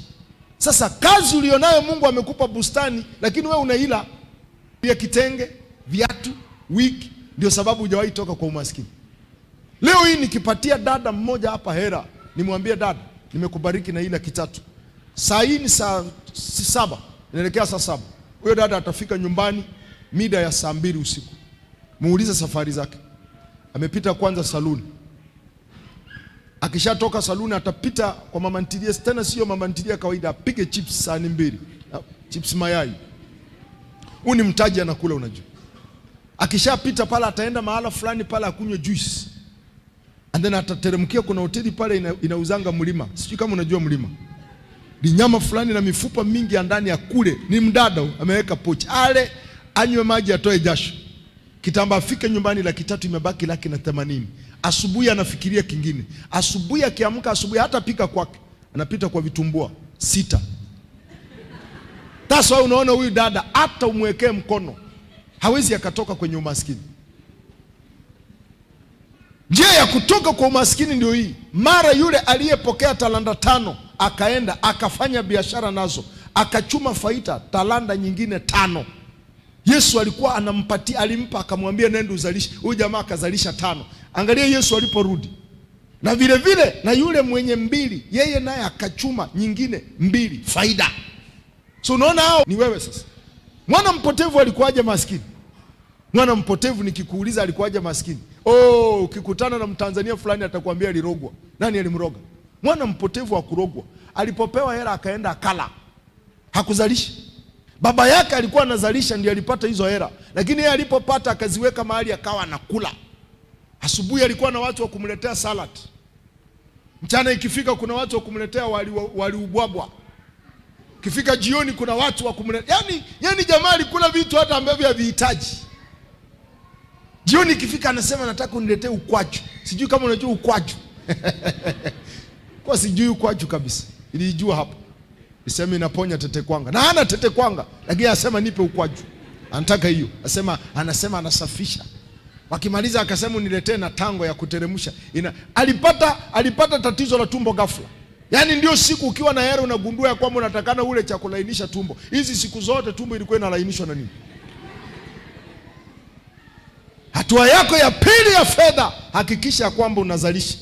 Hatua ya tatu ya fedha, egeza, invest. Maskini amezingirwa na vitu vinaotoa hela mfukoni mwake. Kila kitu ulichonacho kinatoa hela mfukoni mwako. Baba zetu nyumbani walikuwa sio rahisi wapate na hivi vitu vya sasa. Alikuwa akiwa pala na mifugo. Ukienda hii walikuwa naita benki ya Muafrika. Inaongeza. Kifika mwezi wa 12 mfuko alionunua shilingi 300 umeshafika 700. Hajasoma. Walikuwa wanaegeza. Maisha tunayoishi leo hii watu wana vitu wanaviita kwa Kiingereza liability. Vitu vingi ulivyo navyo vinatoa hela. Una magari matatu kwenye boma lako. Haya magari yote yanakunywa mafuta kutoka kwa payslip. Niambie utatokaje? Tajiri hanyweshi gari lake mafuta kwa mshahara. Tajiri ananywesha gari lake mafuta kwa faida. Ana faida ambayo inanunua mafuta kwa gari lake. Maskini ananywesha na mafuta na payslip.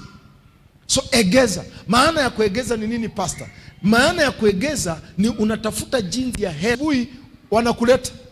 Baada ya ibada unampa huyo kijana mwambie wewe endelea na kazi. Utakapotoka ibadani utakuta 10,000. Hiyo umeegeza. Una TV inakula hela. Vitu vyako vyote vinatoa hela mfukoni. Ni nini kinachokuingizia hela? Okay, wacha tufanye hesabu hapa haraka. Ni kuonyesha hujarogwa. Kwa sababu nikisema laana ya ibada ya kuvunja laana ya uchawi, hapa maombi yatapenda juu. Nataka nikuonyeshe umejiroga wewe mwenyewe. Una vitu vingapi vinakuingizia hela? Hebu cheki kwa mazingira yako, kijijini na mjini. Unaona katika mawazo uliyoyawaza haya, hauna hata kimoja kinachokuingizia hela. Inamaanisha hata nikiweka dramu la mafuta hapa kama Mwamposa hapa, ukanyage. Mimi hata sitakwambia ukanyage, ogelea ndani. Ukitoka unatoka na umaskini wako bado umekorea. Wezi ukatoka kwa umaskini na vitu vinavyotoa hela mfukoni. Una nini kinachokuingizia hela? Afadhali uwe hapa mjini na kijijini kule kuna lifahari fulani linanenepeshwa. Wanalinenepesha kule nyumbani. Ulininunua shilingi 500 linanenepeshwa. Mwezi wa 12 utaliuza 900. Hii ni rasilimali. Unaingia katika utajiri. Inatakana uwe hapa saa hii na unatoka wanakuletea shilingi 50,000 kwa kila pikipiki. Una laki. Kuna watu walishajua, walianza kuulizia ni tarehe ngapi ilipofika tarehe 18. Leo ni tarehe ngapi? Sio kwamba anataka kujua tarehe, mshahara lini. Hii ndio inayokupa umaskini. Tajiri ana vitu vinavyomuingizia hela. Hata kama hauna cha kukuingizia hela ulionayo, usiiweke benki kae. Iweke kwa fixed ili kufanyie kazi. Ndio sababu ukisoma katika ili andiko utaiona katika mstari wa 27 ya Mathayo 55. Mathayo 25. Mathayo 25 kwenye mstari ule wa 27. Narudia hili somo kwa sababu hii ndio engine ya Kutoka. Pengine hata akifungua biashara ndiye atafanikiwa kifedha. Na kanuni zenyewe ndio hizi. Number 1, mlipe Mungu kwanza. Number 2, zalisha. Kuwa na biashara inayozaa. It's multiplying. It's producing. Inazaa faida. And the number 3, egeza na faida yake. Yesu anamwambia huyu mtu ya kwamba Bwana, nilipokupa hii pesa kama ulijua wewe sio mwanabiashara mzuri, ungeweka kwa kitu ambacho kingezalisha. Una nini kinachozalisha? Haijalishi wewe ni mlinzi, unalipwa hela ya kawaida, una uwezo wa kuwa na kitu ambacho kinakuzalishia hela. Anzia mahala. Anzia mahala kitu ambacho kinakuzalishia hela. Baba yangu alinibariki na shamba miaka fulani. Kanipa shamba akaniambia Bwana, nimekupa hii. Akamwambia sawa, si hii ya urithi nachukua. Nilipoiangalia nikasema sasa hii shamba mimi sikai huko, nifanyeje? Nikapanda msitu, kapiga msitu pale na miti karibu 2000. Kasema acha pande mikatuzi hapa karibu 2000. Nikienda nyumbani shilingi milioni 25. Mimi napiga inji na karibu milioni 25, nasubiria tu. So una uwezo wa kuegeza. Hilo shamba lingekaa, napiga tu simu, hebu niwekeeni fence, hebu nilimieni, hebu nifanyeni hiki. Nikaona hii itanisumbua hii, piga miti hapo ndani. Kapiga miti nikaondoka. Mara ya kwanza wakawa watu wananisaidia kutengeneza miti ikatoka. Wewe una nini ambacho kina uwezo wa kukuingizia hela ndani ya mwezi? Kinacho kuingizia hela unatakana ujiangalie hivi. Sio lazima iwe kila dakika. Hela kwa usiku, kwa mwezi.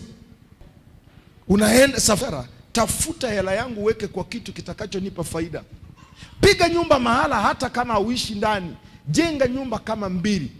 Kuna kabila kule atakaa kwa hii ndogo, hii kubwa amepanda 2. Kwa sababu ataenda kuchukua mkopo, wewe ndio unamlipia. Stress. Benki achana na hizo vitu. Hauna sinazo kitabu cha Mathayo na kitabu cha Hera. Na kitabu cha Hera una nini? Kwenye hiki kitabu cha Hera kaka una nini kinachokuingizia? Nilitumwa hapa nije ni kuchallenge leo. Umekalia dhahabu, amka, anza kuwa na mawazo. Ujiulize milioni 1. Tafuta jina, una kazi, utaendelea vitu vya kutoa hera. Na magari 2 na baisikeli 3. Na vitu ambavyo vya ajabu havikuingizwa na sito. So sio sisi wote. Kumbuka miaka ya nyuma babangu alifika darasa la 4, class 4. Na huyo mzee nikaona ameondoka, akauza ng'ombe yake mmoja na akaongeza viera kidogo, kakata mirunda na fito, katafuta bati, akatengeneza land. Nyumba kutoka hapa mpaka kule akalitengeneza. Lina milango zaidi ya 7. Mzee anayelipo shilingi 12,000 ambaye ni 2,500. Milango zaidi ya 7. Mzee anayelipo shilingi 12,000 ambaye ni 2,500 kwa mwezi. Katengeneza land, akapangisha. Alikuwa anapangisha shilingi 40,000 kwa mwezi. Kule nyumbani sio kama huko, 40,000 kwa mwezi. Sasa kwa hizi nyumba hizi unafikiri jamaa anapata pesa ngapi? So ikifika mwisho wa mwezi anapita tu. Hela yangu wanampa. Na mzee akaondoka na hela yake, aguzi mshahara. So nikatazama, kwa nini? Alitafuta kitu cha kumuingizia hela. Hela ni nzuri kama itakufanyia kazi. Hela ni mbaya sana kama unaifanyia kazi wewe. Wewe uko wapi? Hela ni nzuri kama inakufanyia kazi. Ukitaka uone utamu wa hela, acha. Yaani unatoka asubuhi, kila asubuhi kazi yako ni kutafuta hela, utaipata. Fika mahali ukiamka asubuhi hela yenyewe inafukuza nyingine. Hela ina uwezo wa uhuru wa kifedha. Twende namba 4. Namba 4, kanuni ya kifedha, uaminifu. Uaminifu tunaoongea kuhusu hapa sio uaminifu ambao wewe unadhani. Wakristo ukiongea kuhusu uaminifu wanaulinganisha na utakatifu, ambao ni kubwa na kidogo. Ability to do great things with a little. Uwezo container 3 na wamletee India. Mtu ambaye anaweza akasimama mwenyewe. Ukiona mtu simama kwa beka, anzia sasa hivi uaminifu ya kitu cha mtu mwingine. Ukishike na ukirudisha sawa sawa, umejiondoa katika sako ya Mungu kukufanikisha. Watu wako hapa mjini ambao wanatumia mzigo kutoka Dar es Salaam, Kariokoo. Hatumia mzigo mpaka wa milioni 60, trailer inakuja, hajalipa, anauza, anarudisha, anatoa mocha kwake, anapelekea tajiri. Wewe unaweza? Watu wako hapa Mwaloni ambao wanapeleka trailer za dagaa Nairobi, trailer 2 za shilingi milioni 120, napeleka sini umtunzie, umeshakula. Kula. Hii inakuonyesha wewe uendi popote. Wewe utaenda katika jina la Yesu. Jenga umaskini, jenga wako. Anzia hata kwa mume wako. Kuna wamama hapa ambao mume wako hawezi akakwambia hata hela alionayo. Hawezi. Ya kwamba nina shilingi 500, hawezi. Kwa sababu ukiiona tu, yaani kwenye jino linakuuma unajua. Kwa nini? Umeona 500? Hakuna jino linalokuuma. Lakini umeona 500 lazima zitoke. Una uaminifu. Ambia kanuni iko pale pale. Mathayo 25 mstari wa 21 hadi 23. Yesu anakuonyesha ni jinsi gani utapewa hela. Jenga uaminifu wako sasa. Wewe ni mchungaji, ni mwaminifu kwa pesa ya kanisa. Hela ya kanisa sio ya kwako. Hii ni hela ya Mungu, ni mwaminifu. Ama hii hela ya kanisa imekuwa wewe sasa, wewe mwenyewe ndio umekuwa kanisa. Hela yako umekula, inamaanisha huwezi kuwa na cha kwako. Huwezi ukawa na cha kwako. Are you faithful? So kuna watu ambao ninapohubiri hivi, wewe ulishajua ya kwamba hata ndio hii hapa. Bwana wake akamwambia, vema mtumwa mwema na mwaminifu. Ulikuwa mwaminifu kwa machache, nitakuweka juu ya mengi. Ingia katika furaha ya Bwana wako. Katika ufalme wa Mungu lazima upite mtihani wa uaminifu ndio ukaweze kupewa utele. So utaona lazima Mungu atakuweka kwa huduma ya mtu. Anachotafuta ili Mungu akupe cha kwako, anakupitisha kwa mtihani wa uaminifu. Unaweza kupa cha wenyewe, unaweza ukasimamia ukakirudisha sawa. Anasema hapa, Bwana, uliweka kwangu talanta 2. Tazama, talanta nyingi. Nimechunga zaidi ya makanisa 8. Before nije niwe na huduma ambayo naweza sema ya kwangu.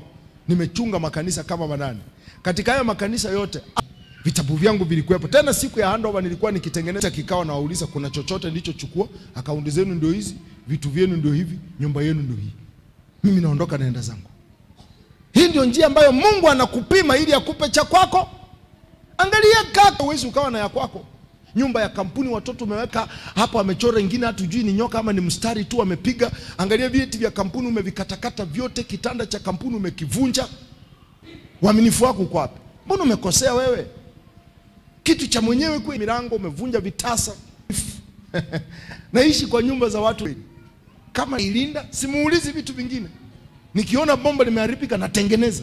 Bomba limeharibika linavuja maji na wewe ndio unalipa bili, unajua. Huwezi tengeneza. Wengi wako hapa, angalia nyumba unapozokaa. Mpatie mtu hapa nyumba apange, uone kitu atakachokufanyia. Umbo zimekunia, kuku zimekunia, jani uchafu kila kona. Na anaomba, baba, fungua mlango, nitakuwa na nyumba ya kwangu mwenyewe, tena master bedroom kubwa. Yani wa uaminifu. Kabla hujakuwa anakupa umuuzie. Nikae vizuri, hata watu wakija wakupe hongera ya kwamba sasa unaishi mahali pazuri. Wewe ndio unaijua moyoni unapanga. Lakini wewe anaona kama vile ulivyoilinda, yani nakwambia unaishi mahali pazuri, ambia ndio hivyo. Pongeza, nyumba iko vizuri. Lakini mahali unapokaa kwa niaba yake. Namba 4. Namba 4 ama namba 5? Nidhamu ya 5 ambayo unatakana uwe nayo, jenga tabia ya kuweka akiba. Build a saving culture. Jenga tabia ya kuweka akiba. Mtu wa Mungu hautapata pesa kwa kutumia pesa mfukoni benki. Kama hawalipi na benki plan hivi. Hauwezi ukaenda benki kuwithdraw hela ya kununua mchicha. So utajipata unapoweka benki, lakini mnataka nini? Kwako ndio. Endeni mnunue. Inakuzuia kununua vitu ambavyo vihitaji. Lakini beba mshahara, ingia nao supermarket. Hapo na mke wako na watoto. Hapo ndio utajua ujui. Kwa sababu before ujue mtoto amesharudi na chocolate. Daddy, hii ni nini? Ajui hicho ni nini? Namwambia ni chocolate. Ananyamaza tu. And then unapoenda kulipa ameweka. Unaona vinapita. Hivi ni vya nani? Ni vya kwangu. Hamwezi kuanza kuvutania hapa kwa tera. Hamwezi kuvutania. Hivi ndio wanavyofanya. Hamwezi kuvutania hapa. Hamwezi kuvutania hapa. Mnaenda nyumbani, sasa mbona unaweka vitu hapa? Ningefanyaje baba? Ndio hivyo. Zishaenda hizi. Lakini ungekuwa unafanya na benki, nisikilize, atakuandikia nahitaji hii hapa. So hauna shida. Lakini hiyo yote unapigwa, unatolewa upepo huu kwa sababu wewe unapenda kuweka. Cheza na benki. Ndio hiyo Yesu anamwambia huyu mtu, usingeweka hela yangu inipe faida. Angalau huyu mtendakazi ambaye alipewa moja, Biblia inaonyesha ya kwamba alitoka kwa hii tabia ya kuweka hela kwa mto. Baba, toka kwa hii tabia ya kuweka hela kwa kinyasa humo ndani. Toka kwa hiyo, meka kwenye pensi. Mara suruali, mara nyingine, mara na nyingine. Unatembeaje mbele ya watu unaona umebana kweli? Umebana. Akili yako itakuwa fresh. Roho ya mali kwa Kiingereza inaanza kukuendesha. Utajikuta unawaza vitu ambavyo huwezi. Njia ya kukusaidia weka benki, hiyo roho haitakuwa na sauti. That's why nikikupa shilingi milioni 2 sahi, hapa tu ghafla baada ya ibada, nikakupa shilingi milioni 2. Kuna watu ambao anakaa Nyakato lakini utamkuta Usagala. Aliendaje? Alafu anasimamisha RAIS, ana milioni 2. Anamwambia usibebe abiria mwingine, nibebe tu mimi. Nizungushe mjini, unaweza pita. Mambo mzuri sana. Mkopo ulipoingia, akili zote zikafumuka. Inaitwa the spirit of Mammon, roho ya mali. Itakuendesha. Ningefanya hivi. Hiyo roho imeshamaliza kusudi lake, imeondoka, inakuacha na kujuta. So unapoweka benki, nisikilize, inakusaidia kujizuia. Roho ya mali haiwezi kukufuata pale. In fact, kuweka hela benki inakupa ujasiri fulani, kwa sababu unazo na hauna. So una uwezo wa kujipanga. Unaishije kaka? Huwezi kuniambia kwamba mimi naweka chini ya kiatu, kuna mwingine anaweka ndani ya chupa. Kusaidia. Na tusonge mbele kidogo. Fedha. Namba 3 ama namba 2, ili uwe na mafanikio ya kifedha, lazima uwe pay for the work done. Kama hauna fikari, ila andiko vizuri, Mungu alisema atabariki kazi ya mkono wako. Mungu hufanikisha unachofanya na mkono wako. Zaburi ya 1 na mstari wa 3. Mungu, so tafuta kitu cha kufanya. Zaburi sura ya 1 and then mstari wa 3. Anasema naye atakuwa kama mti uliopandwa kando kando ya vijito vya maji, uzaao matunda yake kwa majira yake, wala jani lake halinyauki. Ever he doeth, so alitamkialo, kila afanyalo. So huwezi ukampata hivi hivi, ana kazi ya mkono wake. So asipobarikiwa kwa madhabahu, atabarikiwa kwa vitabu vyake. Unafanya nini na mkono wako? Mama, tafuta cha kufanya. Hakuna mke wa nyumbani katika Biblia. Biblia haina mke wa nyumbani. The Bible does not have a housewife. Biblia ina mwanamke mwenye hekima, wanamuita a virtuous woman. Ipo katika Mithali 31. Na huyo mama anafanya nini? Biblia inasema alikuwa na heshima. Kwa nini? Ana kitu anachofanya. Unafanya nini ambacho kinaweza kukulipa? What are you doing? Baba uliye hapa, usiingiwe na hii kasumba ya Waafrika ya kwamba mke akae nyumbani ndiye awe mke. Sio kujenga taaluma yako. Anavyochelewa ndivyo unavyojenga taaluma yako, ili kupata na certificate. Amechelewa amekupata na cheti, amechelewa amekupata na diploma, amesonga mbele umepatikana sasa una shahada, akichelewa una masters. Nini unachofanya? Una uwezo wa wewe nawe kuamuru ndoa yako. That's why wake wa aina hiyo mkikosana mnakaa mezani, kwa sababu huwezi. Mke wa aina huyo utampigaje kofi? Utampiga kofi kwa vipi? Wewe unaposhughulika na miradi, yeye ndiye anayefanya shopping. Kitu unachofanya, uza mandazi kama unaweza, tengeneza bustani ya mchicha, fanya unachoweza kufanya. Anasema chochote hapa ambaye atakusaidia. Atendaye mambo kwa mkono mlegevu huwa maskini, bali mkono wake aliye na bidii utajirisha. Mkono wako ukoje? Waamka asubuhi, mkono unaotumia tu kula tu. Usije ukaniona hivi nafanya kazi. Njoo hapa saa 10 usiku utanikuta. Na sio kwamba sina TV kwa ofisi, sina radio kwa ofisi. Nasoma, naandika, napanga, na set vitu vyangu, nafanya kazi. Na kando na hapa, huku pembeni nafanya kazi, nalima. Nyumbani kijijini utapata heka karibu 5 zina mahindi. Kwa ulegevu lazima utakuwa maskini. Unataka utoke katika omba. Jiulize kwa nini Mungu hajakuruhusu uwe kwenye kiti cha magurudumu wewe. Jiulize kwa uwezo wa kutembeza mandazi na atabariki. Una uwezo wa kufanya kitu na mkono wako. Atendaye kazi kwa bidii. Wengi nisikilize, hili andiko ni la muhimu ninalotaka kukupa. Usiruhusu kufanya kazi na mkono mmoja. Yaani usiruhusu kusimamia mkono mmoja. Yaani ukiwa Mkristo usisimamie tu mkono wa maombi. Cheza kilichodhoofisha kanisa la Kristo. Wakamba na ishi la Daudi, uone jinsi hao watu walivyokuwa. Watu wanaoweza kufanya kazi kwa mikono miwili. Mambo ya Nyakati wa kwanza sura ya 12. Mstari wa 1 na wa 2. Watu wa Mungu, angalieni hili andiko. Alafu jeshi ambalo Mungu anatafuta. Lione hapa. Basi hawa ndio waliomjia Daudi huko Siklagi. Daudi alipokuwa anachagua watu watakaoungana na jeshi lake, hakuchagua tu kila mtu aliyeonekana. Kwa sababu Daudi hakutaka jeshi ambalo litakuwa na matatizo kwake. Angalia aina ya jeshi alilolichukua. Anasema alipokuwa akijificha kwa ajili ya Sauli mwana wa Kishi, nao walikuwemo miongoni mwao wale washujaa mstari wa na wa kushoto. Hawa ndio Daudi alichukua. Wakristo wengi anatumia mkono mmoja. Ni mwana maombi basi. Atalala kanisani mikono miwili. Akiwa mwana maombi, mtu anafanya. Walikuwa na uwezo wa kutumia mikono miwili. That's why walimletea ushujaa kwa urahisi mno. Kaka, unatumia mikono mingapi? Umezama katika Ukristo ukasahau ya kwamba kuna maisha ya kuishi.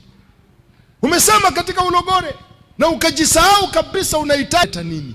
Mkono wako unafanya nini? Siwezi kuwa na nitabariki kazi ya mkono wako. Nataka nikupe maandiko mengine kadhaa. Angalia hata wakati wa Nehemia.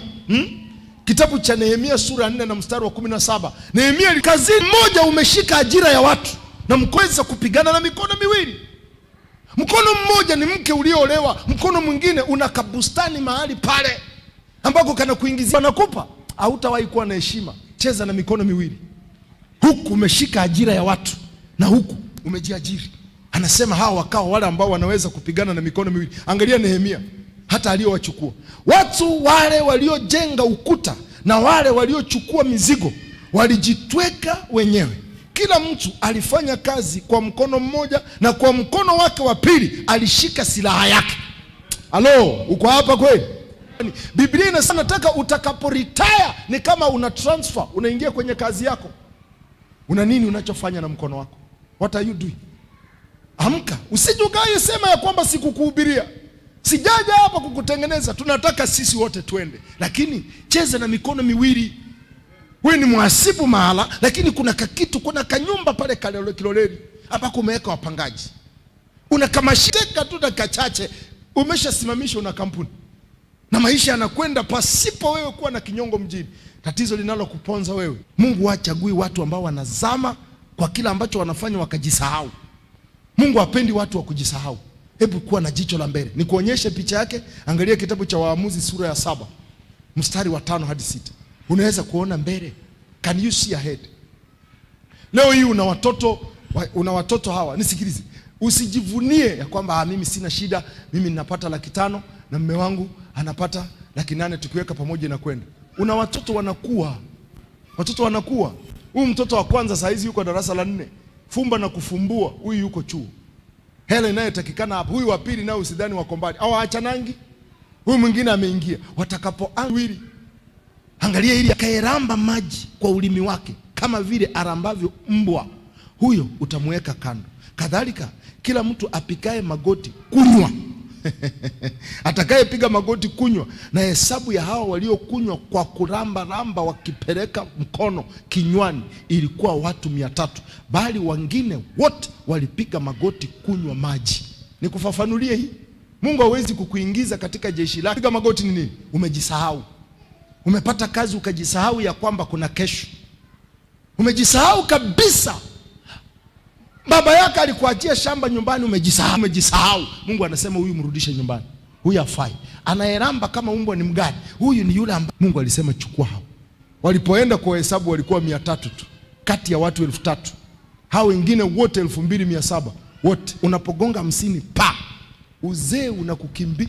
Yaani utashtukia 55, 60, unaelekea 65. Umeanza kufika mahali huwezi kula nyama tena. Umeanza kuwa meno yameanza kuregea. Uzee umeingia. Fanya unachoweza kufanya saa hii. Angalia mbele. Nimegundua kitu ya kwamba unapoanza kuona tu mtoto ameanza kujikulia chakula mwenyewe, hawachelewi. Mtoto anachelewa kukua unapomlisha kwa sababu hajui anataka nini.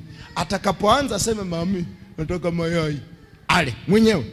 Mami nataka uji. Alafu kesha afike mahali anaweza kupika mwenyewe. Bado unawapikia. Wawai. Huyu akistuka hata wakue kiasi jina la Yesu. Semi tu fanye kazi tu pungu. Nini bwana pastor alisema tuchape kazi. Wera ni wera. No, sio wera ni wera hapa. Kuna jinsi unavyofanya kazi kibiblia. Na nitakupa vitu 4. Kuna jinsi Mungu anataka uifanye hiyo kazi. Nitakupa vitu 4. Number 1, maandiko yanataka ufanye kazi kwa bidii. You work hard. Usiregee kwenye kazi. Fanya kazi kwa bidii. Fanya kazi hata wewe mwenyewe ujue kwamba nafanya kazi. Yaani ukifika nyumbani au unanga story, ni straight kulala kwa sababu umechoka. Mnaendeleaje? Work hard. Nipo. Alafu sasa hivi tuko kwa mtandao. Hello, pastor, upo? Naweza kuongea na wewe? Amba hivi. Weka kwa hii kitu umefiatua hilo tatizo. Unaona anaweka. Juzi hapa niona mmoja amenitumia pastor fulani.